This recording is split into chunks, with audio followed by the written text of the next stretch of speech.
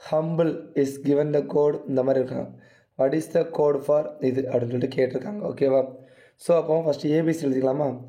ABCD EFGH IJKLMNOP QRSTUV டபிள்யூஎக்ஸ்ஒய்செட்.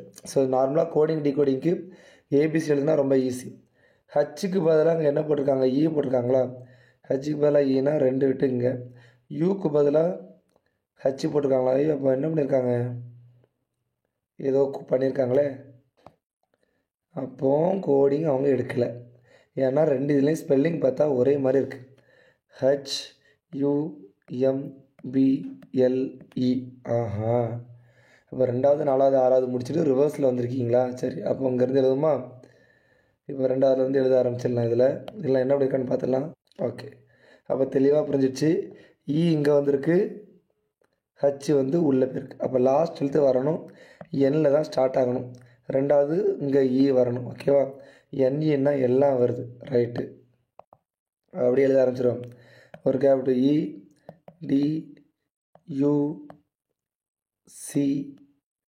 இப்போ அப்படியே ரிவர்ஸில் எழுத ஆரம்பிச்சிடலாங்க. சி வேறு வந்திருக்குமா? CATION இங்கே வந்துச்சு. அப்போ NEOD இங்கே மட்டும்தான் இருக்குது. Answer option D. ஸோ இதில் பெருசாக கோடிங் டிகோடிங் மாதிரி எடுக்கலை. அந்த இதையே ரீஷஃபில் பண்ண மாதிரி பண்ணியிருக்காங்க. அதே மாதிரி நம்ம இங்கேயும் பண்ணால் போதும் என்ன வந்துடும்? நம்மளுக்கு ஆன்சர் வந்துடும். ஓகேயா? ஏன்னா 4th பிளேஸில் டி இருக்குது, இந்த ஒன்று தான் இருக்குது. நம்ம இதை வச்சு என்ன பண்ணிக்கலாம்? ஆன்சர் போட்டுக்கலாம். பட் ஃபுல்லாக சொல்லணுங்கிறக்காண்டி நான் ஃபுல்லாகவே எக்ஸ்பிளைன் பண்ணேன். ஓகே.